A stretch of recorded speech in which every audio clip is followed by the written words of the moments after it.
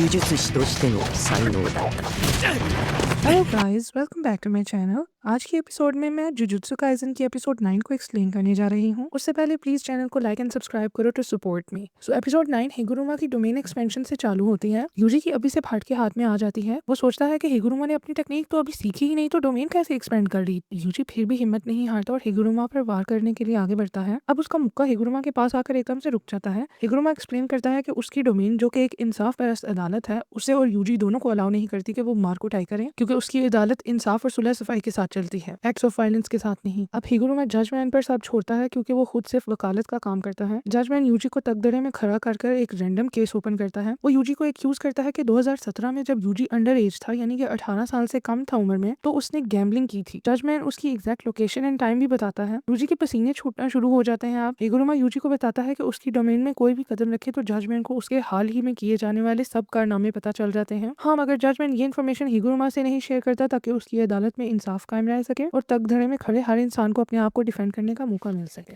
और अदालत का फैसला एंड पर जजमैन उनकी पेश की जाने वाली आर्ग्यूमेंट के थ्रू करेगा। गाइस, सच बताऊं तो यही बात सुनकर हिगुरुमा मेरा इजीली सबसे फेवरेट कैरेक्टर बन गया है। Because let's be honest guys, अगर हिगुरुमा की जगह कोई और उसके मसलों से गुजरता तो वो डेफिनेटली इवल बन जाता। मगर हिगुरुमा इन सब को झेलने के बावजूद भी एक एक्सेप्शनली अच्छा इंसान है, जो कि ऐसी जस्टिस ला रहा है जो कि उसके मुल्क की अदालतें कभी नहीं ला पाई। अब एपिसोड में आगे बढ़ते हैं। यूजी के लिए हालात और भी टाइट हो जाते हैं जब जजमेंट हिगुरुमा को एविडेंस एक लिफाफे में प्रोवाइड करता है। हिगुरुमा क्लेम करता है कि सबूत के तौर पर जजमेंट कुछ भी पेश कर सकता है, लाजमी नहीं कि सबूत ठोस ही हो। तो गाइस, यूजी भी हमारी तरह एडीएचडी का शिकार है। वो हिगुरुमा की बातें छोड़कर उसके बैच को नोटिस करना शुरू हो जाता है और मन ही मन में सोचता है कि हिगुरुमा डिफेंस लॉयर है, मगर हरकतें इसकी सारी प्रोसिक्यूटर्स वाली हैं। यहीं से यूजी को टेंगन की बातें याद आना शुरू हो जाती हैं, जो कि कुछ भी जड़ देता है हमारा दिमाग पकाने के लिए। बात कुछ इंपॉर्टेंट नहीं, मगर फिर भी एक्सप्लेन कर देती हूँ कि टेंगन यूजी लोगों को बताता है कि जब डोमेन एक्सपेंशन का कॉन्सेप्ट सोर्सरर्स के हाथ लगा था, तो उन्होंने इसका इस्तेमाल करते हुए किल कंफर्म किया, यानी कि उनकी डोमेन का वाहिद मकसद यही था कि जो भी उनकी डोमेन में आए उनका कत्ल लाजमी हो। और ये तरीका इन्वेंट ही इसलिए हुआ और उन लोगों के लिए हुआ जो अपने ओपोनेंट्स को खुद से नहीं मार सकते, यानी कि उनके सामने वीक पड़ जाते हैं। अगर मॉडर्न सोर्सरर्स ने डोमेन एक्सपेंशन की रिक्वायरमेंट्स को काफी चेंज किया ताकि कम से कम लोग ही इसको इस्तेमाल कर सके। अब यूजी को समझ लगती है कि हिगुरुमा की डोमेन एक पैक्ट के थ्रू, यानी कि एक वादे या प्रॉमिस के थ्रू फॉर्म हुई है, जहां किल लेने के बजाय वो अपने ओपोनेंट्स को इंसाफ के साथ मौके देता है कि वो अपने आप को इनोसेंट प्रूव करके किल होने से बच सके। यही वजह है कि उसकी डोमेन में कत्ल करना अलाउ नहीं है, ना ही लड़ाई और मार कुटाई। अब ये डोमेन ऐसी क्यों है वो एपिसोड के साथ साथ ही हमें पता चलेगा। अब हिगुरुमा यूजी को बताता है कि वो अपने पर लगे हुए इल्जाम को डिफेंड करने के लिए सिर्फ एक ही स्टेटमेंट पेश कर सकता है और उसका तोड़ जवाब देने के लिए हिगुरुमा भी इंसाफ के साथ सिर्फ एक ही स्टेटमेंट पेश कर सकता है। लिहाजा उन्हें सोच समझ कर बोलना होगा जो भी बोलना होगा। और इन्हीं स्टेटमेंट्स को सुनते हुए जजमेंट अपने 6 कोर्ट्स को मद्देनजर रखकर अपना फैसला सुनाएगा। अब यहाँ एक्सप्लेन तो नहीं है, मगर आपकी नॉलेज में इजाफा करने के लिए आपको एक्सप्लेन कर ही देती हूँ कि ये 6 कोर्ट्स आखिर हैं क्या। बेसिकली हर अदालत में गॉडेस ऑफ जस्टिस का एक स्टैचू खड़ा किया जाता है जो कि 6 कोर्ट्स को रिप्रेजेंट करता है। इसमें कोड नंबर 1 आंखों पर पट्टी होता है, जो कि ये बात जाहिर करता है कि इंसाफ गैर जानिबदार होता है। मतलब इंसाफ करते वक्त किसी की दौलत, ताकत या समाजी रुतबे को नहीं देखा जाता, सबके साथ बराबरी का सलूक होता है। कोड नंबर 2 है बैलेंस और फेयरनेस, जो कि एक तराजू के थ्रू रिप्रेजेंट किया जाता है। ये इस बात की निशानदेही करता है कि फैसला करने से पहले दोनों तरफ का सबूत और बातें तोल कर देखी जाएं ताकि इंसाफ और बराबरी का फैसला हो। कोड नंबर 3 एक तलवार के थ्रू रिप्रेजेंट होती है, जो कि अथॉरिटी एंड इन्फोर्समेंट को सिंबलाइज करती है। तलवार ये दिखाती है कि कानून में ताकत होती है जो जुल्म को सजा दे सकती है, झूठ को काट कर सच तक पहुंच सकती है और फैसला लागू कर सकती है। कोड नंबर 4 ऑर्डर और रूल ऑफ लॉ को रिप्रेजेंट करता है। ये कोड इस बात की निशानदेही करता है कि जस्टिस एक कुदरती और इलाही निजाम है जो सारी दुनिया को चलाता है। कोड नंबर 5 नॉलेज और ट्रूथ को रिप्रेजेंट करता है, एक स्क्रॉल की जाने वाली किताब के थ्रू। ये किताब इल्म, हिकमत और लिखे हुए कानून की निशानी होता है, ताकि इंसाफ सिर्फ ताकत पर नहीं बल्कि मालूमात और सच पर मबनी हो। एंड लास्ट पर कोड नंबर 6 मोरल राइशियसनेस को रिप्रेजेंट करता है। मोरल राइशियसनेस का मतलब है इंसान के ज़मीर का अच्छा होना। गॉडेस ऑफ जस्टिस यानी कि हमारा जजमेंट एक ऐसी एंटिटी है जिसका ज़मीर अच्छा है और उसका हर फैसला इंसाफ को बरकरार रखता है और बेगुनाहों की हिफाजत करता है। अब एपिसोड की तरफ वापस आते हैं। हिगुरुमा यूजी को बताता है कि वो अपनी स्टेटमेंट 3 ही ऑप्शन से चूज करके दे सकता है, या तो वो खामोशी इख्तियार करे, या सब सच सच बोल दे, या फिर वो अपने पर लगे हुए इल्जाम को साफ साफ झूठ बोलकर डिनाई कर दे, यानी उसका इनकार कर दे। अब अगर वो इनकार करता है तो उसमें 50-50% चांसेस होंगे कि उसकी स्टेटमेंट झूठी है। यूजी हैरान होकर पूछता है कि अदालत में क्या झूठ भी बोल सकता है बंदा। हिगुरुमा डिसअपॉइंट होकर यूजी को याद दिलाता है कि अगर सब ही सच बोलने वाले होते तो अदालतों की जरूरत ही ना होती, जो कि हमारी सोसाइटी के बहुत ही अफसोसनाक सच को एक्सपोज करता है। अब यूजी सोचता है कि वो इन 3 ऑप्शंस में से कौन सी ऑप्शन चूज करे, मगर उससे पहले उसके अंदर का कीड़ा लिफाफे में पड़ी एविडेंस को ताड़ता है। वो सोचता है कि उसे अपनी स्टेटमेंट ऐसी देनी चाहिए कि एविडेंस के साथ मैच हो जाए, मगर उसे ये नहीं मालूम कि अब एविडेंस है क्या। अब यूजी ऑप्शन नंबर 1 ये सोचता है कि अगर सीक्रेट एविडेंस उसकी गैम्बलिंग पार्लर में हाजिरी यानी मौजूदगी को प्रूव नहीं कर रही तो उसे साफ साफ इनकार कर देना चाहिए, यानी झूठ बोल देना चाहिए या फिर खामोश रहना चाहिए। ऑप्शन नंबर 2 में यूजी सोचता है कि अगर एविडेंस प्रूव कर दे कि ये गया था गैम्बलिंग पार्लर में तो वो सीधा सीधा झूठ बोल देगा कि वो सिर्फ बाथरूम यूज करने के लिए गया था उस पार्लर में। मगर यूजी सोचते हुए परेशान हो जाता है कि व्हाट इफ एविडेंस प्रूव कर दे कि वो पार्लर में गया था और उसने गैम्बलिंग भी की थी, फिर तो उसी की स्टेटमेंट झूठी साबित हो जाएगी। वो ये सोचकर भी परेशान होता है कि हिगुरुमा की अदालत आखिर किस किस्म की सजा सुनाएगी उसे, कि अगर वो गिल्टी प्रूव हो भी जाए तो। इन दी एंड वो अपनी स्टेटमेंट में झूठ ही बोलता है बाथरूम वाला, मगर हिगुरुमा एविडेंस खोलता है जिसमें सीसीटीवी फुटेज से यूजी की एक फोटो खींची गई होती है while he was withdrawing cash from the gambling ATM after winning the games, जो कि प्रूव कर देता है कि यूजी सिर्फ गैम्बलिंग पार्लर में गया ही नहीं था बल्कि उसने वहां गैम्बलिंग भी की थी। यहाँ हिगुरुमा अपनी काउंटर आर्गुमेंट पेश करता है कि यूजी की स्टेटमेंट झूठी है। डिफरेंट लॉज एंड आर्टिकल्स का हवाला देते हुए हिगुरुमा बताता है कि यूजी को सजा नहीं मिल सकती इस बात पर क्योंकि वो अभी भी माइनर है, यानी 18 साल से कम है। मगर हिगुरुमा ये पॉइंट आउट करता है कि इन जनरल गैम्बलिंग वगैरह इलीगल है उनके लॉज में, लिहाजा जो भी इलीगल एक्टिविटी में इन्वॉल्व होगा उसे सजा जरूर मिलेगी। तो यूजी को बताता है कि वो इतना बुद्धू है कि जजमेंट ने उसे सिर्फ गैम्बलिंग पार्लर में एंट्री के लिए एक्यूज किया था, यानी चार्ज किया था, यानी कि यूजी ने गैम्बलिंग की या ना की उसका इस बात से कोई ताल्लुक नहीं था। यूजी को अपना केस जीतने के लिए सिर्फ ये बोलना था कि वो किसी भी गैम्बलिंग पार्लर को नहीं जानता, वहां जाना तो दूर की बात। अब जजमेंट अपना फैसला सुनाता है जिसके अनुसार यूजी गिल्टी चार्ज होता है और उसे कॉन्फिस्केशन की सजा दी जाती है, यानी कि उसकी कर्स्ड एनर्जी छीन लेने की सजा। अचानक से हिगुरुमा की डोमेन बंद होती है और हिगुरुमा यूजी पर अपने मैलेट यानी अदालत में इस्तेमाल किए जाने वाले हथौड़े से अटैक करता है। यूजी को झटका लगता है ये देखकर कि हिगुरुमा अपने मैलेट अपनी मर्जी से कहीं से भी हाजिर कर लेता है और उसका साइज भी अपनी मर्जी से छोटा बड़ा कर लेता है ड्यूरिंग द अटैक। इस कांड लड़ाई में यूजी को एहसास होता है कि वो अपनी कर्स्ड एनर्जी नहीं यूज कर पा रहा। हिगुरुमा उसे बताता है कि यही अदालत की सजा है कि उसे पकड़ लिया जाए और पकड़ते वक्त लड़ाई के दौरान उसकी कर्स्ड टेक्निक वक्ती तौर पर ऑफ कर दी जाए ताकि उसे पकड़ना आसान हो। सिंस यूजी की अभी तक कर्स्ड टेक्निक ही नहीं एक्टिवेट हुई तो हिगुरुमा की अदालत ने उसकी कर्स्ड एनर्जी की कॉन्फिस्केट कर ली, यानी कि कुछ टाइम के लिए छीन ली। यूजी भी अब माकी का ही जूनियर है, वो अपनी फिजिकल स्ट्रेंथ से ही हिगुरुमा का सामना करता है जो हिगुरुमा को भी हिला देता है। इन दी एंड हिगुरुमा का मैलेट इतना बड़ा हो जाता है जो यूजी को अपने नीचे ऑलमोस्ट कुचल ही देता है, मगर यूजी एकदम से दिमाग लड़ाकर रीट्रायल की अपील कर देता है। हिगुरुमा उससे इंप्रेस हो जाता है और दोबारा अपनी डोमेन में ले आता है। इस दफा जजमेंट एक नया केस खोलता है जिसके तहत यूजी पर शिबुया इंसिडेंट में मारे जाने वाले लोगों की मौत का इल्जाम लगता है। इवन तो वो सब सुकुना ने किया था, यूजी बहुत गिल्टी फील करता है और बिना कुछ सोचे समझे स्टेटमेंट देता है कि हाँ वो कसूरवार है और उसे सजा मिलनी चाहिए। इस सब जजमेंट उसी वक्त अपना फैसला सुनाता है विच इज डेथ सेंटेंस। जी हाँ, यूजी को मौत की सजा सुना दी जाती है। अब डोमेन दोबारा क्लोज होती है और हिगुरुमा अपने मैलेट को उसकी तलवार में तब्दील करता है जो कि मैंने 6 कोर्स में एक्सप्लेन की थी। In short sword of justice कह लो उसे। यूजी ने खुद अपने पैर पर कुल्हाड़ी मार दी है मगर फिर भी वो आखिरी बार हिगुरुमा से लड़ने के लिए तैयार हो जाता है। यहाँ दोनों के बीच बहुत ही दमदार फाइट होती है गाइस। यूजी अपनी शर्ट निकाल के हिगुरुमा पर फेंकता है to trick him during the fight. Fight के दौरान ही हिगुरुमा यूजी से गुस्से में पूछता है कि भाई तूने झूठ क्यों बोला। जजमेंट ने तो एविडेंस प्रोवाइड किया था कि सब कत्ल यूजी ने नहीं बल्कि उसके अंदर पाए जाने वाले डीमन सुकुना ने किए हैं। यूजी को फिर भी लगता है कि उसी की गलती है कि वो सुकुना को अपने अंदर कंट्रोल नहीं कर पाया क्योंकि वो उस वक्त वीक था। यहाँ हिगुरुमा को बार बार अपना पास्ट याद आता है जहाँ उसका सीनियर उससे पूछता है कि हाँ भाई फ्यूचर का क्या सीन है, आगे बढ़ने के लिए वो प्रोसिक्यूटर या जज की पोजीशन कभी एक्सेप्ट करेगा या नहीं। लॉ